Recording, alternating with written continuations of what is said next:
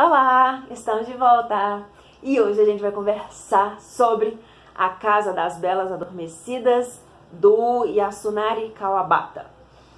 O Kawabata, ele é um dos maiores nomes, um dos maiores autores da literatura japonesa, e ele foi um dos defensores da corrente neosensorialista. Eu acho esse nome muito difícil de falar.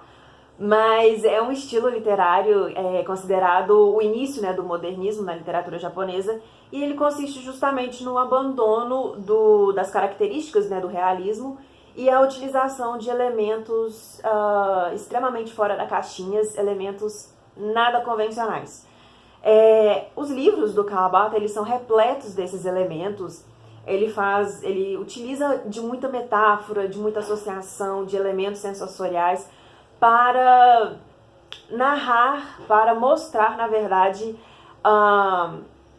os elementos da cultura e da filosofia oriental, para mostrar a fragilização do ser humano. E devido a esses elementos, essa fuga da realidade e tudo mais, e à vida pessoal do autor, a gente consegue encontrar muita referência à morte nas obras dele. Inclusive tem um termo que eu não sei se é exclusivo para a obra do Kawabata, mas eu não sei pronunciar o termo, mas em português ficaria alguma coisa como o olhar derradeiro, que é justamente quando você está assim no final da vida, que você começa a fazer umas reflexões ali sobre o que aconteceu, o que você fez, os arrependimentos e tudo mais.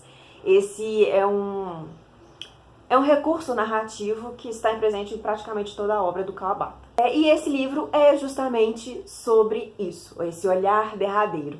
No primeiro momento, quando a gente pega assim, a história, até mesmo o nome do livro, ele pode sugerir que a história seja sobre essas belas adormecidas, ou até mesmo sobre sexualidade, sobre prazeres sexuais, sobre prostituição, porque um dos outros recursos utilizado muito pelo Kawabata é uma admiração pela figura feminina. Inclusive tem isso também na obra do Tanizaki. É uma admiração muito grande pela figura feminina, Então, num primeiro momento, a gente pode até achar que é sobre isso a história. Mas não é não. É, na verdade, sobre a decadência do ser humano, sobre a solidão na velhice e como que isso reflete na vida das pessoas. O Eguchi, o nosso personagem principal, ele já é um senhor, eu acho que de 67 anos ou alguma coisa parecida, e ele vai visitar a casa dessas belas jovens à indicação de um amigo dele. E no primeiro, a gente não sabe o porquê que ele foi parar nessa casa, mas inclusive essa casa não tem um nome. O Eguchi, que vai falar que é a Casa das Belas Adormecidas. O próprio Eguchi não sabe muito bem o porquê que ele está ali e o que esperar dessa casa.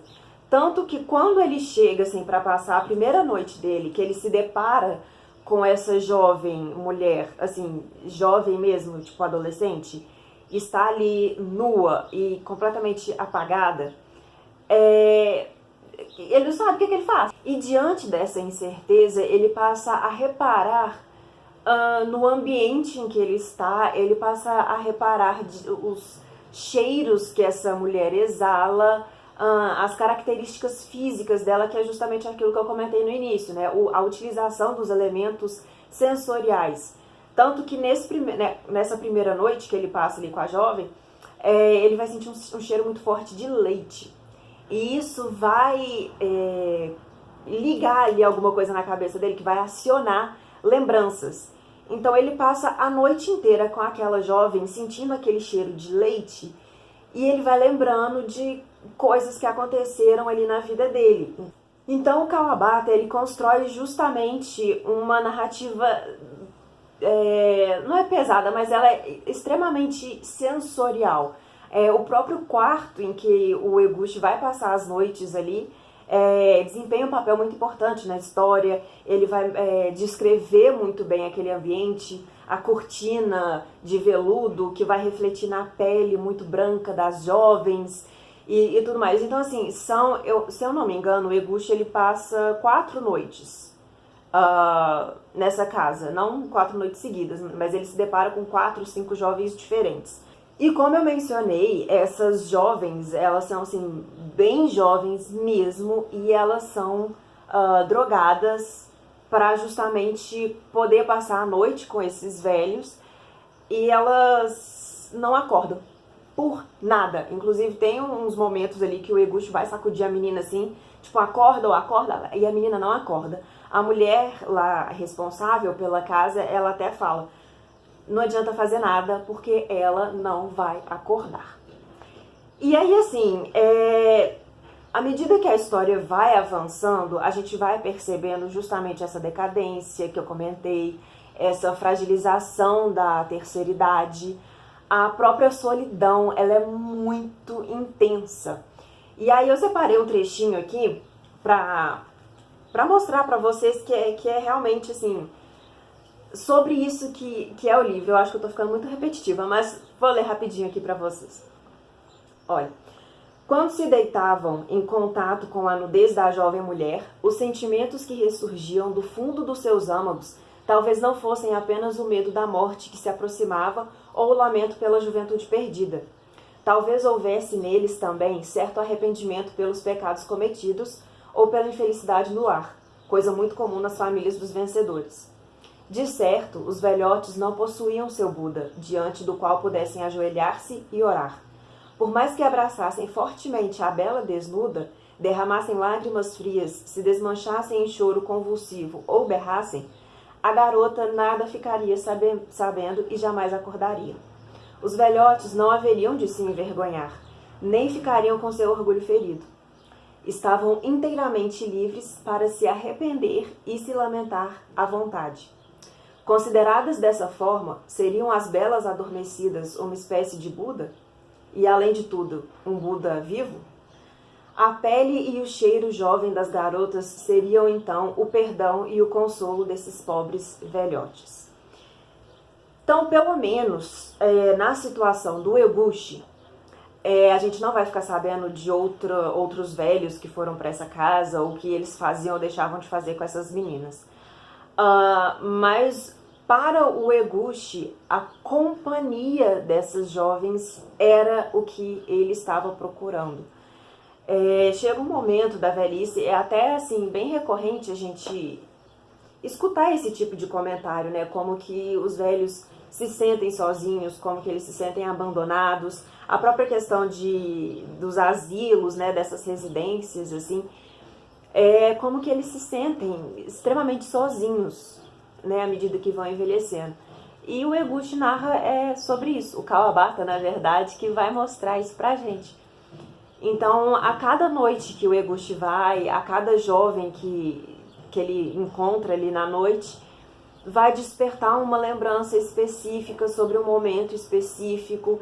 Inclusive, tem uma parte que ele começa a se questionar o porquê que essas jovens se sujeitam a esse tipo de atividade, né? Como que elas se permitem ser dopadas dessa forma e serem utilizadas como dama de companhia, assim, desses velhos e tudo mais. E se elas sabem o que acontece com elas.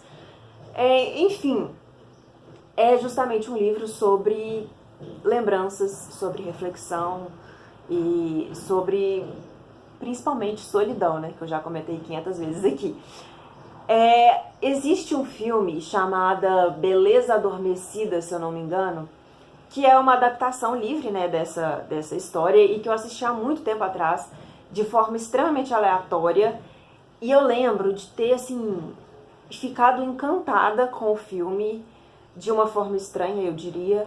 Mas é um filme que mexeu, assim, comigo, sabe? Eu achei muito louco essa ideia de uma jovem se sujeitar a esse papel, sabe? Eu particularmente ficaria extremamente perturbada se eu não soubesse o que acontecia comigo enquanto eu estava apagada, sabe? Assim, muito louco. E no filme a gente tem a história justamente sobre a perspectiva de uma jovem específica, ao contrário aqui do livro que a gente tem sobre a perspectiva do velho. Mas enfim, eu entendo que a narrativa oriental, a japonesa aqui no caso, ela pode causar um certo estranhamento, uma certa repulsa e até mesmo um desconforto muito grande em nós, leitores ocidentais, porque a gente não está acostumado com esses elementos, a gente não está acostumado a essas associações. É a mesma questão do Voragem, né, do Tanizaki, que eu já trouxe aqui para vocês, e que foi um livro que eu gostei demais, apesar de assim, não saber lidar com ele até hoje. Mas enfim, eu acho muito interessante a gente explorar esses novos elementos, a gente ler esses livros de cabeça aberta e de buscar assim, informações, buscar entender o contexto em que eles foram escritos. E enfim, eu gostei demais do texto do Kawabata. Eu achei de uma sensibilidade muito grande. O jeito que ele mostra, sabe? O jeito que ele descreve as jovens, eu achei muito bonito, de uma sensibilidade assim muito grande. Enfim, eu já separei vários outros títulos dele para ler e eu pretendo sim trazer aqui para vocês. Caso você já tenha lido ou tenha alguma dica de literatura japonesa, chinesa, coreana, alguma coisa do tipo para trazer aqui para mim, eu agradeço muito. E é isso. Eu espero que vocês tenham gostado. Até o próximo.